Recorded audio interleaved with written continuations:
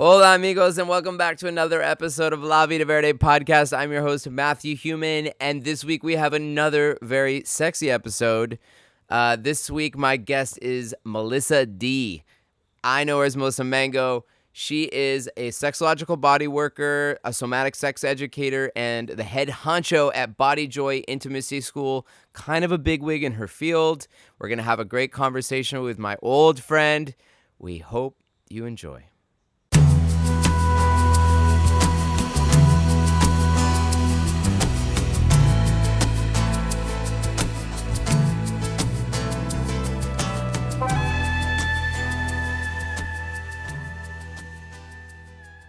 This episode of La Vida Verde podcast is sponsored by Guillaume Cellier, with masterful hands offering instant relief, your personalized massage at home.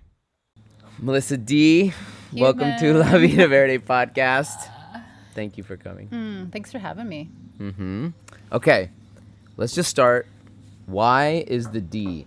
What is the D in Melissa D? Because I've known you as Melissa Mango for 20 years. Yep. Yeah. So why did I transition to Melissa D? So when I moved out of food, which we'll get into, I also bought a company that specialized in embodiment and sexological body work. And there was like a level of professionalism that I wanted to roll out. And I was on a website as a practitioner for the Apollo Project. And one of the wives was like, Melissa Mango. And it just kind of gave her the idea that it was a little too sassy and sexy. Right. And so I kind of took that to heart. I said, I don't want to come across as something other than really professional and that will care for whoever's, husband that comes to the retreat. So it was a combination of like thinking that Mango was a little immature, even though I love it. A lot of my friends and family still call me Mango. So that's the story. Okay. And then the reason why it's D is because often when it's publicized or published, it's someone puts another D in there, which so one D at a time. One D at a time.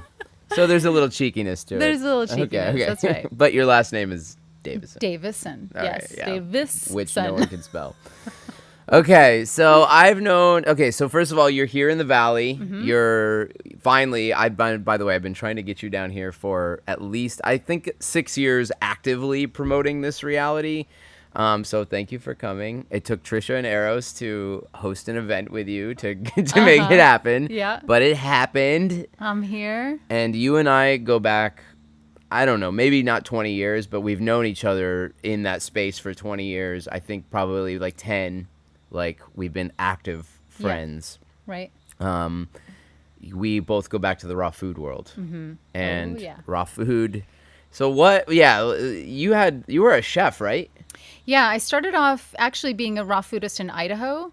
And back then, it's like there wasn't anything really online about transitioning your diet or eating better. And so I just would do it myself at home. So I learned how to make all these amazing foods. And then I met my friend Christopher. I mean, it was a whole chain of events that then brought me to the Tree of Life. And then I guest chefed, and they were like, whoa, you actually make really great food. Do you want to like chef for us? The Tree of Life is Gabriel Cousin's place in Patagonia.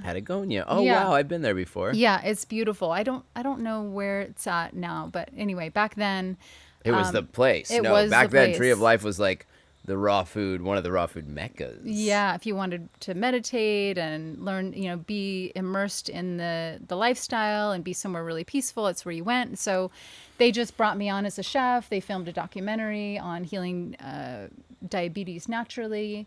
And it just, my career kind of took off from there. And then someone nabbed me from the Patagonia, the Tree of Life, and took me to LA, and we opened a raw food restaurant a month later, which is wild timeline. Right, I'm trying to remember if I ever went to that place. What was it called? Terabella. And it was in Redondo Beach. Oh, Interesting. I don't think I've ever been to Redondo Beach, so I don't think so. Yeah, it's like right at the end of the Strand, right before you go into Palos Verdes. Okay. Yeah. Wow. And so you were owned a restaurant in LA. Yeah. And that was, how long did that last? We had a lease for 3 years. And there was a lot of things that happened with the owners. You know, they weren't in the lifestyle, and they started thinking that they were being ripped off. It's a big story. And I didn't have the tools to even navigate a conversation. Got it. You know, we were young. We were young, and I was working my fingers to the bone. I was there every morning at like 5 or 6, preparing not food. not cooking. Yeah, prepping. But in the running raw a food restaurant, world, you don't cook. Yeah, running a restaurant alone is a lot of work. And then when you add in the elements, the chefing of raw food, the dehydration, the rotation of fresh food, like it's a whole thing. And so it was a lot of work. But the neat thing is that it built community. We had music and art, and people from all over LA would come, and eventually just the owners didn't want to support it anymore, and I couldn't be on the lease, so we had no choice but to shut down. Actually, Leaf Cuisine ended up taking over our spot, and they only lasted maybe a month or two. Oh, well, unfortunately, that's the way. Restaurants are tough business, man. Yeah, but okay. So but are you from Idaho then? So I was born in Granada Hills, California, which is Southern California. Yeah. And then my mom thought, I don't want to raise my daughter here in LA. And so she took me to Idaho. My family had bought a couple properties. Okay. And you're I think I remember you telling me your mom is indigenous. She's Karuk or Miwok or something. Karuk, yeah. Karuk, which is Northern California native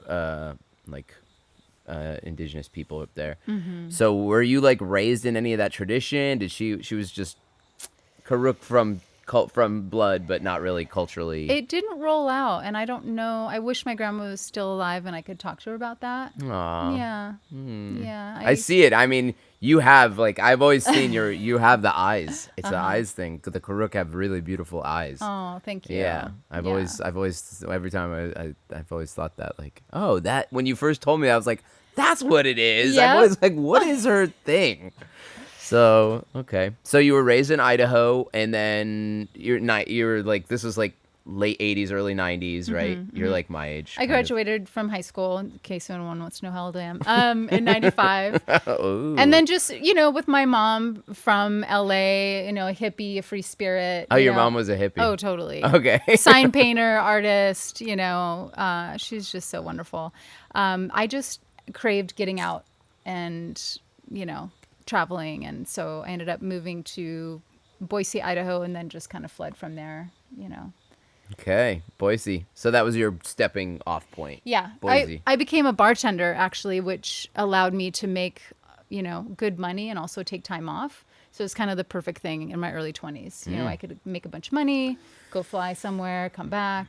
I was never hot enough to be a bartender. Yeah, I was a good bartender. Bartenders, yeah. I also worked in a bikini bar. Yeah. I know. Do I want to say that on camera? Sure. Why not? It was the past. It's part of your history. Yeah. I think I'm always careful because I don't want to be judged because, Yeah, no. So let's go into that because actually, and I know there's more we could talk about our history, but I actually met you at one of your events, so in person. We were at some raw food events back in the day together, but I met you when Amay invited me. My friend Amay, who's another amazing artist that I performed with, she invited me to, I think it was something in Nevada City. You were living in Nevada City. I was living there for a little while, and there was this awesome event, and there was all these cool elements to it and sensuality there. So that was kind of like, for me, actually, I was like, I didn't know what I was going to. I was like, is this a sex party or what is this thing? I was like prepared for it. I'm like, I'm ready. I got my condoms. I don't know what I was prepared for, but I remember thinking, I got my guitar, I got my condoms. Well, it was, so when I was in Nevada City, I kept going to the Bay for anything remotely sexy and sensual and playful, and I thought, well, why don't we just start bringing teachers and events up to Nevada City? So I created Sensuous Society, and we just did an immersive event. So it wasn't a play party, but it was a place where there could be expression, and there was these little vignettes that would happen throughout the night, so you'd see like an acro couple do like this amazing, incredible, very sensual thing. And then you'd see this snake charmer. So we had a whole circus theme, but each component would pop out. We had different characters. It was just so fun. Which is actually it was lovely. I think we performed there. I performed with Amay. Yeah. And since then we've connected and been good friends and even road tripped. We did a road trip across the U.S., hit up some hot springs. That's right. Remember that hot springs in Arizona? Which one? I don't remember. It was Nevada. I was in Nevada. It was this one. Remember, it was just in the middle of nowhere. There was just a freaking like, literally there was no infrastructure. It was just a tube piped in on some guy's private land that he let people come. I don't know. Was it a little like trough or something? I'm trying to. There was a trough remember. next to it. Okay. I think. Yeah. Yeah. Anyway, I remember. These are the memories. Road trip into Austin, Texas, so that you could play and I could check it out more. Right. Yeah, because I hadn't moved there full time yet.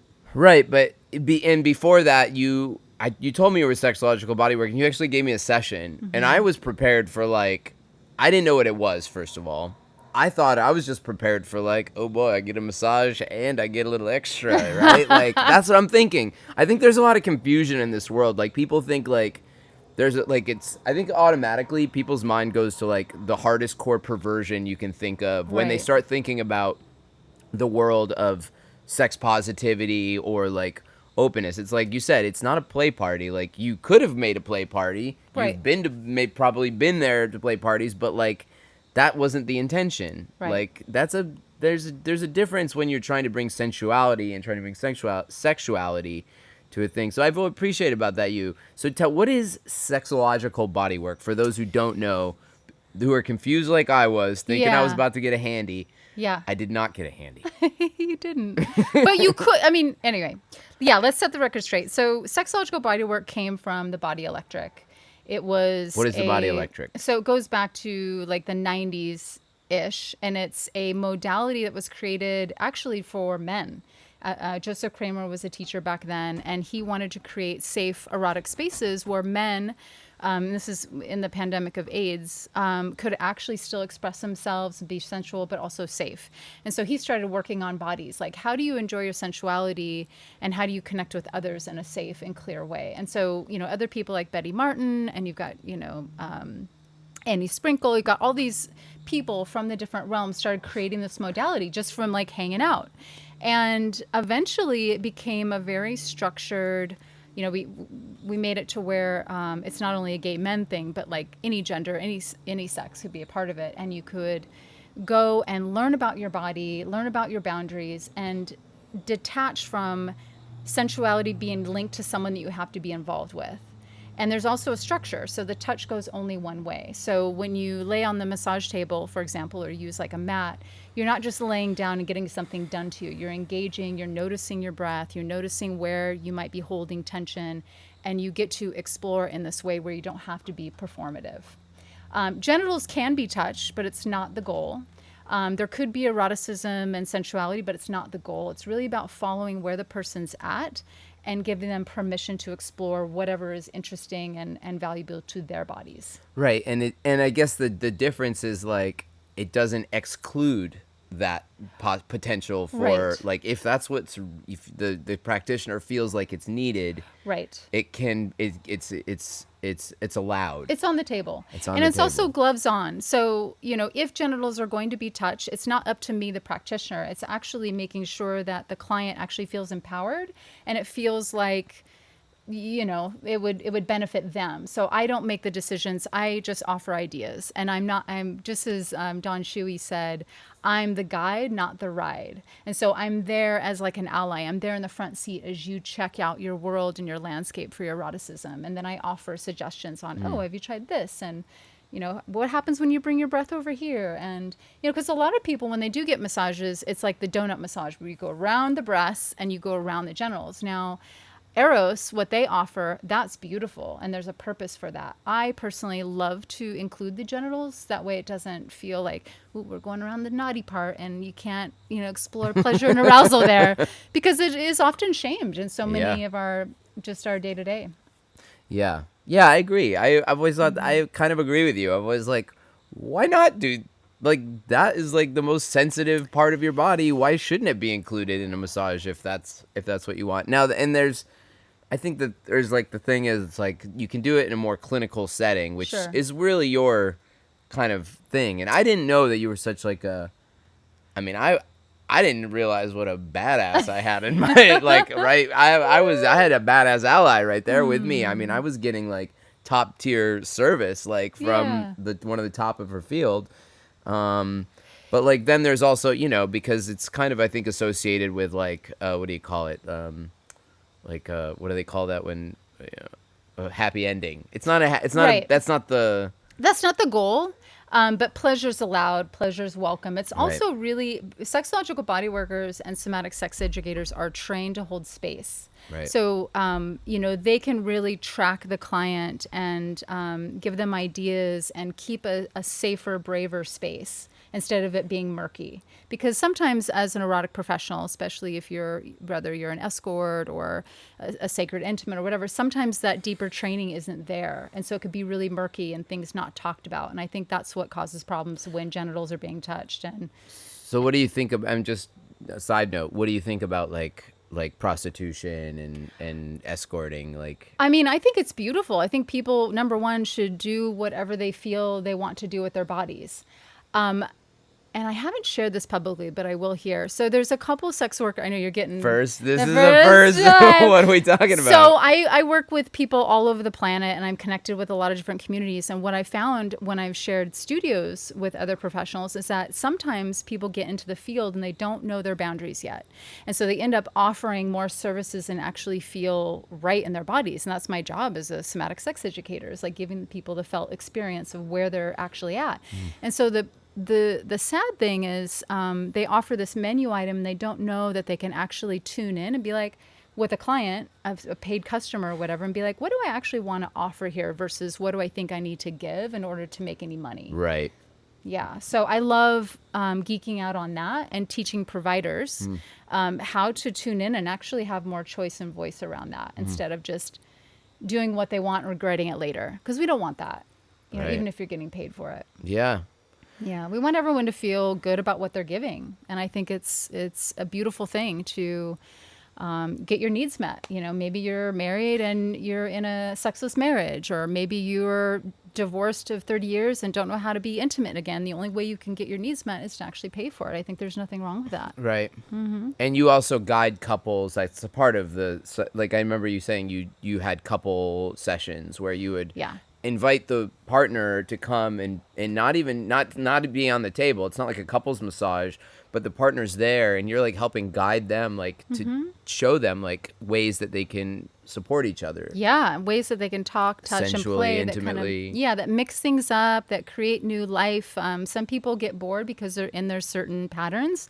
And so bringing me in or having me give ideas can really connect them again, which is so beautiful. And sometimes we do take turns. We, put one of the partners on the table first, and we get really clear on what's the intention, what are the boundaries. I stay clothed in that container and people feel safe in that.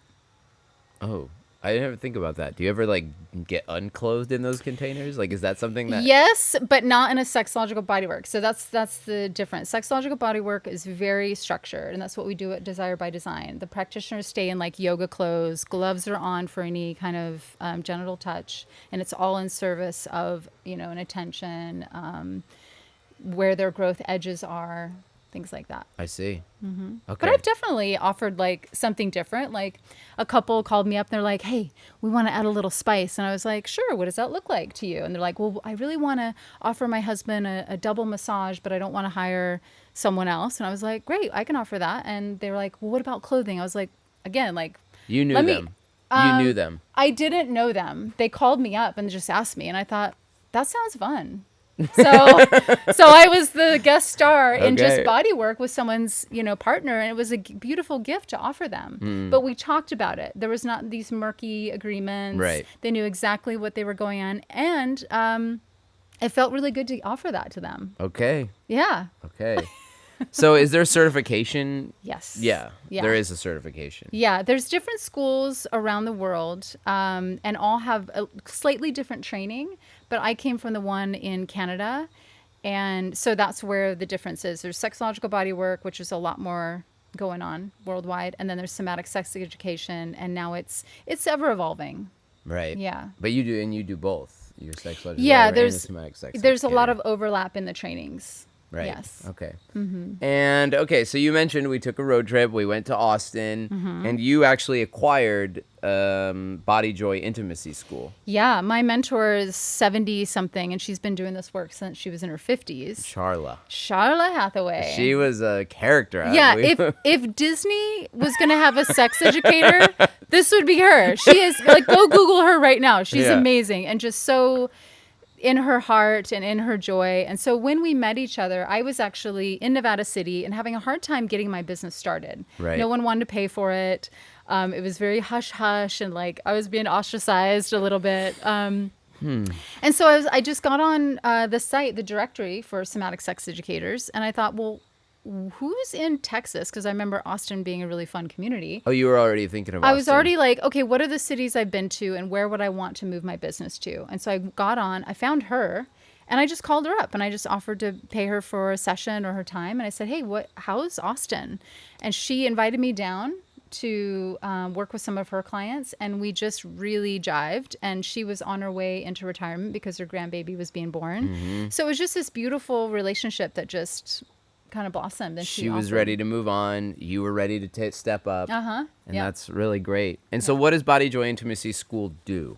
So we offer all kinds of experiences and education. So I bring in other experts. It was kind of a rough start because the pandemic started right after I bought the company. So I ended up bringing a lot of classes online. So if you go on to Body Joy, you can find, how to give an erotic body massage on different bodies. And we did some live events as well. And so most of my clients actually come through retreats or one-on-one.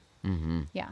Do you feel, so you're in Austin, which is a pretty progressive part of Texas, the most progressive part of Texas probably. And I'm curious, but it's still the South. It's still, got its conservative religious underbelly. Do you ever find that do you ever feel ostracized there at all? I don't, no. No, you feel very accepted and supported, and maybe Charlotte doing it for so long, like. Yeah, she really laid down a beautiful foundation and really set the tone. And also just the way I hold the business is professional. Very professional. Right. Yeah. Yeah. Okay. And what else? What else? We had fun yesterday. We went to the beach. We went to, we saw whales jumping in the beach at, where were we at? We went to Playa Mantas. Really beautiful beach. Actually, we tried to go around to Playa Blanca, but the beach we couldn't get around. Anyways, I just wanted to mention that because I forgot about mentioning the amazing whales that we had yesterday. It was incredible. Body Desire by Design. I want to talk about that. What is that? So another call back to raw food scene. Back when we were at the Raw Food Festival, however many years ago that was? Raw Spirit Festival. I don't know. I remember I was at two of them. I was at two of them in Sedona, Arizona. I want to say 2006, 2007. Okay. Oh, I did one in Washington, D.C., I think 2008. Okay, so this was in Sedona. I was one of the head chefs, and so was Cosmo Means and Sprout. And you were one of the musicians. Chef Sprout. Yeah. Oh, yeah. Remember that? Yeah. So we were chefing for 1,600 people. There was a lot of people there. Raw food. Yeah. Just wild. So Cosmo and I, had a sweet connection then. And then it was years later, probably 7 years now, that he called me up and he was like, hey, Mango, flipping through your Instagram, it doesn't look like you're in food anymore. And I was like, no, I've kind of evolved out of that. And so we started talking, and he got into the sexological bodywork training as well. We actually ended up taking that one together. And what came out of that, he met his partner, his wife, they got married. And then also we kind of created a Desire by Design that used to be called Apollo. And it's doing men's work, but then getting sexological bodywork sessions every day to follow and to track where you're going. What does that mean? So it means so I'm not involved in what the men do, their work. You're just there supporting. I'm there separate as the body worker. So they do their men's work, and they learn about their shadow. They learn about their desires. They learn maybe, what's going on for them. And it's a deeply intimate, very personalized experience. So they're doing all of that. And then they bring that, they harvest whatever it is. And we show how does it actually show up in the body? So maybe someone that has a hard time speaking, then they get to practice with me. Maybe they're feeling stuck in their genitals, and then I come up with some sort of movement or exercise that we can incorporate that. So we get really creative. It's very experiential. It's in a beautiful retreat center where everything's, you're catered to. You have your food dialed in. You don't have a lot of stressors. You're not on your computer all day, and you can really just focus in on you. What do you say to people who think this is all like, yeah, whatever. You're just giving blowjobs for a living. Which, by the way, there's no blowjobs. There's no blowjobs. I know, but yeah, it's not. Like, it's all hedonism. This is just hedonism, and you're like, well, yeah. What's your response? So in Desire by Design, there's room for them to have their little hedonistic moment, but it's in a container. Again, like we're not there, doing two directional exchanges with erotic energy. It's more about teaching them how to resource themselves. Does that make sense? Sometimes I talk about this so much and I wonder if people actually get it, but there's a difference, different service. And so we keep the container, we keep the touch going one direction, we guide them, but we're not the ride. Right. Yeah. Okay. Yeah. Yeah. So,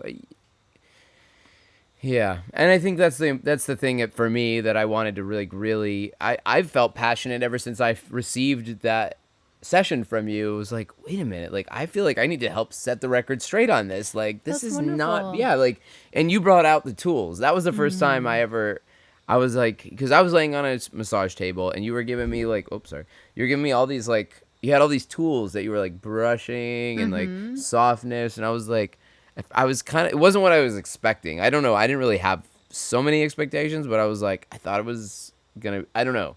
I didn't know what to expect, I guess. But it was definitely a unique experience that I'd never experienced. And now with like Trisha and Eros and their tools, of course, the first thing I thought of when I had it was like, this is like that thing Mango did for me right. so many years ago. This is why I love promoting their stuff, is because I created my own tools years ago that was called Pervertible. So I had like a spatula and I had a little, yeah. So it's like taking everyday household items and, taking the sensations from them. Because when your eyes are closed and you're blindfolded and you really do what's called sensate focus, like slowing down, bringing in your breath, focusing on pleasure, which a lot of us, that's a learned skill. And so a lot of my teaching, if I was to like, sorry,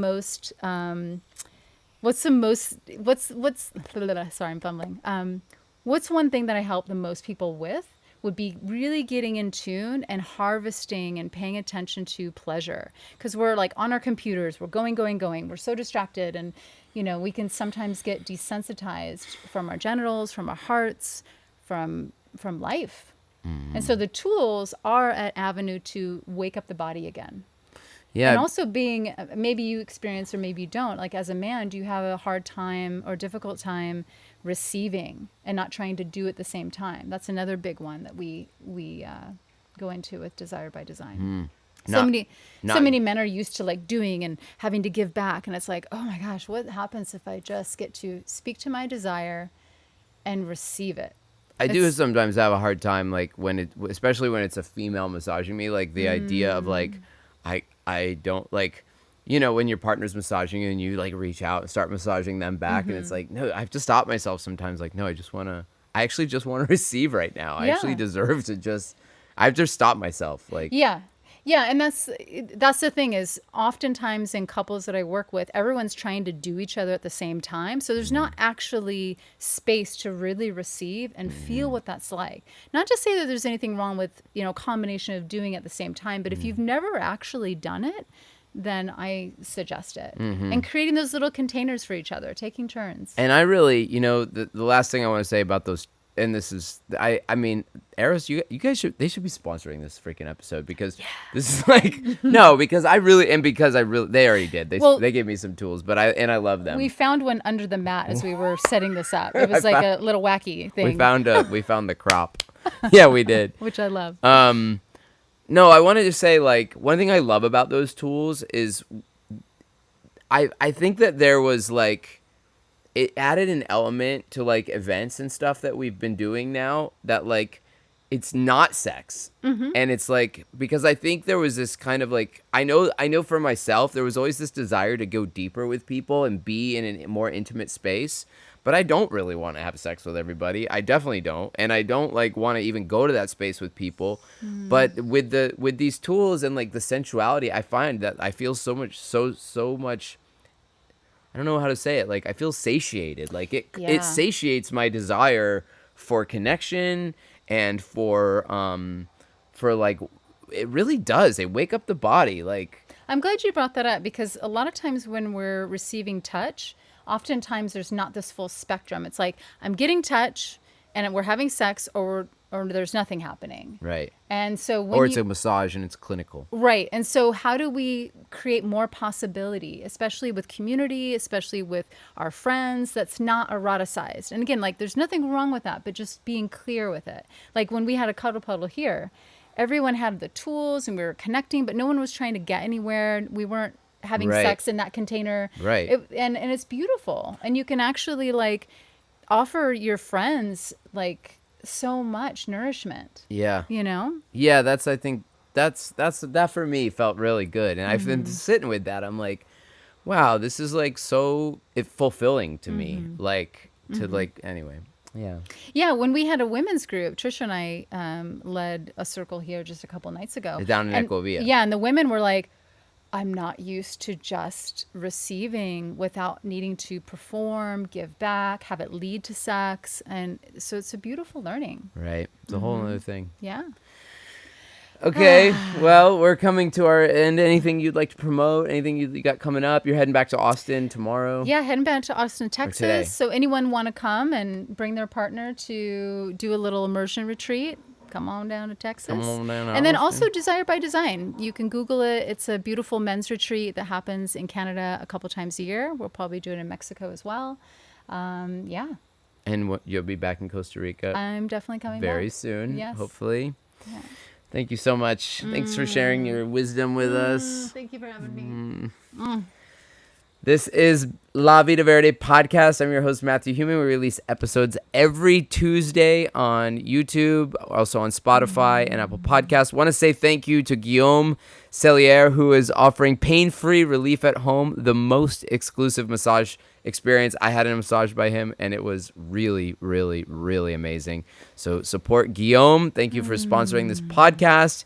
We are on, if you want to support us, but you don't want to have a business, patreon.com/La Vida Verde podcast. Thank you, those of you who have been signing up and supporting us. We are on Instagram at Finca Vida Verde CR. We are on Facebook, Finca Vida Verde. Want to say thank you to Eco Teas Yerba Mate for keeping us charged this episode and every time. We'll be back next Tuesday with another episode. Thank you so much. Pura vida.